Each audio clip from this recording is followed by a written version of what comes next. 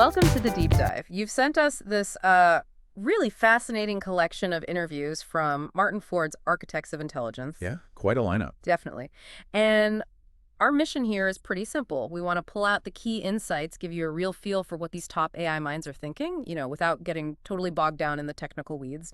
We're going to look at, well, everything from how they even define intelligence all the way to what truly advanced AI might look like down the road. So let's get started. Let's do it. Great, because these conversations, they really do give you a unique window into just how diverse the thinking is at the cutting edge of AI. You've got the big names who really shaped deep learning. Exactly. People like Yoshua Bengio, Geoffrey Hinton, Yann LeCun, but then also thinkers looking at the broader picture like Stuart Russell or Gary Marcus. So the aim is to kind of weave their ideas together, see where they line up and where they maybe disagree. Precisely. And hopefully equip you, the listener, with a solid grasp of where AI is now and where it might be heading. Okay, so let's start right at the beginning then. A really basic question. What actually is intelligence when we talk about AI? It's a great starting point. Stuart Russell offers this definition that seems, well, pretty widely accepted now. Basically, an entity doing the right thing to achieve its objectives. Doing the right thing to achieve objectives. Okay. Yeah, and what's really useful about that is how broad it is. It's not just humans, right? Okay. Think about even a simple thermostat. It's doing the right thing, turning the heat on or off to achieve its goal, the temperature you set. So it lets you think about intelligence in all sorts of systems, not just human-like ones. Exactly. Which does raise some tricky questions later on about making sure machine objectives line up with ours, but we can maybe circle back to that. Sure. So what does an entity need to do that, according to Russell? Well, the key things are perceiving the world, seeing, hearing, understanding information like speech, and then, crucially, acting effectively based on all that. Which feels like a pretty big jump from where a lot of AI is today, wouldn't you say? Oh, definitely. Fei-Fei Li talks about this, right? How current AI is often laser-focused on narrow tasks. Yes, exactly. Like her example of teaching a computer to recognize dog breeds by showing it thousands and thousands of labeled pictures. That's supervised learning. That's supervised learning. And while it's achieved amazing things in image recognition and other areas, Liv points out it's a very narrow kind of intelligence compared to us. Because it needs all that labeled data. Huge amounts.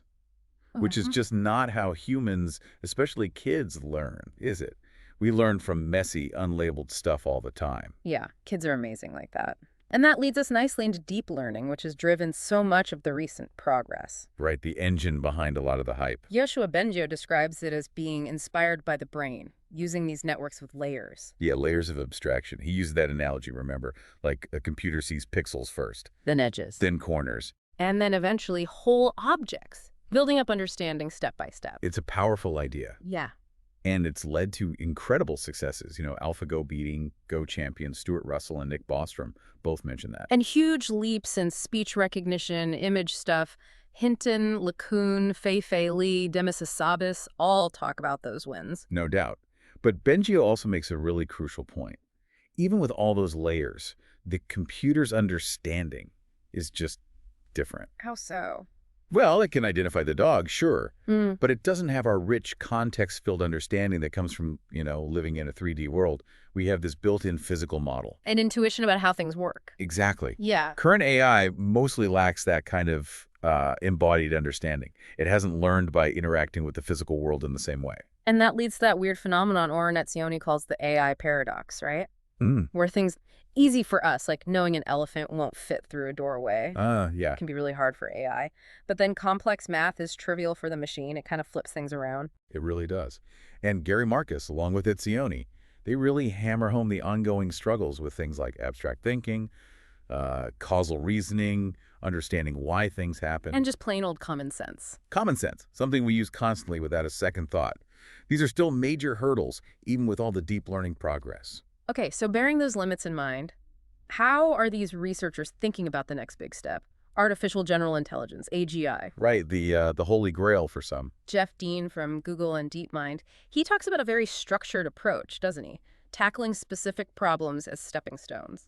Yeah, Dean explains DeepMind's strategy is really about solving these focused challenges, believing that accumulating those solutions will sort of push towards more general abilities over time. And he contrasts that with Google AI more broadly. A little bit. Yeah. He mentions a more, perhaps organic approach there, tackling big, important problems that maybe don't have a clear path to AGI mapped out yet. Interesting. And Fei-Fei Li, she gives quite a detailed picture of AGI. She does. She talks about it needing to be contextualized, situationally aware, nuanced, multifaceted, and crucially, having human-like learning skills. So beyond just the supervised learning stuff. Right. Unsupervised learning, reinforcement learning, even learning in virtual worlds. Much more flexible. And Stuart Russell, he brings it back to language, doesn't he? He really emphasizes natural language understanding. Yeah. His challenges, like, can we build an AI that reads a chemistry textbook and actually understands it enough to solve problems? And explain its reasoning. Wow. Yeah, he sees that ability to build knowledge structures from language as absolutely critical for real AGI. Then there's this whole debate about whether we need to copy the human brain exactly. Gary Marcus argues maybe not. We can skip the messy, inefficient bits. Which makes sense. But then you have someone like Josh Tenenbaum. Right, who points out that even baby brains seem to have more built-in structure than we used to think. Exactly. Tenenbaum talks about maybe needing to build AI more like child brains, with some foundational understanding baked in from the start, not just a blank slate. So maybe learning from the brain's successes, but not necessarily aiming for a perfect copy. That seems to be the direction Tenenbaum's work suggests. Understanding those innate structures could be key. Okay, so while deep learning has been, the star player recently, For sure. there's a feeling in these interviews, Martin Ford mentions it in the intro, that it might not be enough on its own, these deep learning agnostics. Absolutely. A lot of people think we need to integrate ideas from other parts of AI to keep progressing. Like what? Well, like we just mentioned, natural language understanding is huge. Barbara Gross and David Ferrucci have spent careers on this. What's Gross's angle? She really stresses that AI should be about augmenting humans, helping us do things better, not just replacing us, which requires deep understanding of interaction and communication. That makes sense. And then you've got people pushing different technical approaches, like Judea Pearl. Ah, yes. The Bayesian approach. Right. Pearl, a Turing Award winner, is a huge proponent of probabilistic methods. Bayesian networks. Can you give us a quick idea? Sure. Think of it like updating your beliefs based on new evidence. You start with some probabilities, get new info, and adjust. He points out it's already used in things like error correction on your phone. Oh, really? Yeah, like if a call drops, the system uses Bayesian reasoning to quickly figure out the most likely cause weak signal, software bug, and tries to fix it faster. It's about reasoning under uncertainty. So Pearl and Tenenbaum and Russell, too, see value in combining this with other methods. Definitely. And Tenenbaum also brings up the need to revisit older ideas from symbolic AI, the logic and reasoning stuff, and blend it with the statistical power of neural nets. To get closer to that common sense reasoning we talked about. Exactly. That's a big focus for Ornette Sioni at the Allen Institute, too, with Project Mosaic, trying to bridge that gap. Okay, this naturally leads us into the really big questions about AI's impact on, us. Society, the economy. Job displacement is obviously a huge one. Yeah, it comes up a lot. Benjio, LeCun, Fei-Fei Li, Daphne Collar, they all acknowledge the potential for pretty significant job losses as automation spreads. Not just manual jobs anymore, right? Yeah. Increasingly cognitive tasks, too, things that required intellectual work. But there are counter-arguments, or at least nuances. Oh, yes. James Manika points to history, how technology often creates new kinds of jobs, even as it displaces old ones. And Yann LeCun suggests roles might evolve. Right. He uses the radiologist example.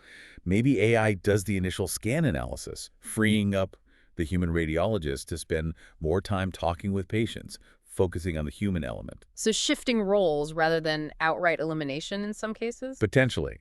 But Daniela Roos and Manika both stress this isn't automatic. It creates a massive challenge around skills. The skills mismatch. Exactly. We need serious efforts in retraining and continuous education to help people adapt. That's critical. And if displacement is widespread, what about the economic fallout? Basic income comes up? It does. Benjio mentions it. Manika discusses it too, though he's a bit conflicted, raising questions about the non-financial value of work, meaning social connection, purpose, exactly. Ray Kurzweil has a, let's say, more futuristic take. He imagines a future where things like education or creative pursuits are seen as valuable work, even if they don't generate income in the traditional sense. An interesting idea. What about the ethical side? Bias in AI is a big topic now. Huge.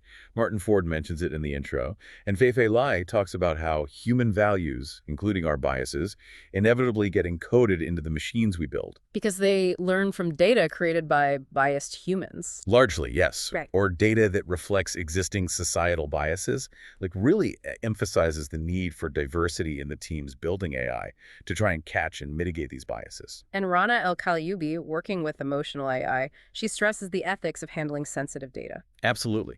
Explicit consent, transparency about how emotional data is used, she sees that as paramount. And Barbara Gross argues for bringing in other experts. Yeah, she makes a strong case for involving social scientists, ethicists right from the design stage to think about unintended consequences before systems are deployed. Which ties into regulation. What's the thinking there? Is regulation needed? Views differ. Yann LeCun seems more cautious about regulating the research itself, maybe focusing more on specific applications. Whereas Daphne Koller seems a bit skeptical about government regulation generally. Yeah, she questions whether policymakers really understand the technology well enough to regulate it effectively right now. But Barbara Gross thinks policy is needed. She does, especially for AI systems that interact directly with people. She believes we need guardrails. Another geopolitical angle is the whole AI arms race idea, particularly with China. That definitely worries some people, the idea that China might pull ahead. Ford mentions this concern. But not everyone sees it as a race. Andrew Ning has a slightly different perspective. He frames it more as every country needing to figure out how to leverage AI effectively for its own benefit, rather than a zero-sum competition. Though Ray Kurzweil does acknowledge China's advantages, like massive data access. He does. Data and population size are seen as potential advantages there. Okay, let's shift focus now towards the more distant future and potential risks. The timeline for AGI, it's all over the place, isn't it? Completely. You have Ray Kurzweil predicting relatively near-term breakthroughs, and then others saying, could easily be over 100 years away, if ever. Huge uncertainty. And if AGI does happen, that brings up superintelligence. Nick Bostrom is famous for his warnings there. Right. His concern is about a superintelligence having goals that just aren't aligned with ours, leading to potentially catastrophic outcomes. Stuart Russell shares that worry about essentially losing control. But not everyone is losing sleep over it just yet. No. Josh Tenenbaum seems less immediately worried, pointing out that current machines don't have anything like a sense of self or consciousness. And Daphne Koller is quite skeptical about the whole conscious AI wants to kill us scenario. Maybe a more immediate worry for some is AI weaponization. Yes, that feels much more concrete to many. Stuart Russell paints a pretty disturbing picture of how easy it might become to weaponize commercial drones, for example, creating autonomous weapons relatively cheaply. He's just looking into verification mechanisms. Yeah, ways to track or control the technology to prevent, say, mass attacks using swarms of small, weaponized drones. And Koller also flags the risk of advanced commercial tech being misused. Right. Things developed for good purposes being turned towards nefarious ones, that's a constant challenge with powerful tech. Then you have Brian Johnson with a really out there perspective. Yeah, his view is quite radical. He basically argues humans are the biggest threat, and we need radical self-enhancement to even stay relevant alongside advanced AI. His company, Kernel, is working on brain interfaces. Exactly. A reading and writing neural code, as he puts it. A pathway to augmenting human capabilities directly. A very different take on the future. Wow. Okay, so to kind of wrap this deep dive up. Bring it all together. Yeah. It's crystal clear that AI is this incredibly powerful general purpose thing. Huge potential, but also, real challenges. Deep learning's progress has been stunning, but we've seen it has limits. And the road to AGI, if it exists, looks pretty complicated, probably needing ideas from all over the field. And the impact on society, on jobs, on ethics, it's going to be profound. We really need to think carefully about all of this. Absolutely. This exploration, pulling from these interviews, it gives you a snapshot of how these experts are thinking now. But it's a field moving incredibly fast. So consider this a starting point for your own thinking. Definitely. And maybe on that note, here's a final thought for you, the listener, to chew on. We've heard so many different views today on timelines, on what AGI even is, on the risks. Thinking about everything we've discussed, what single aspect do you think will be the most critical factor in shaping our future relationship with intelligent machines? And why? That's a great question to ponder. Something to think about. We hope you found this deep dive useful. Thanks for joining us.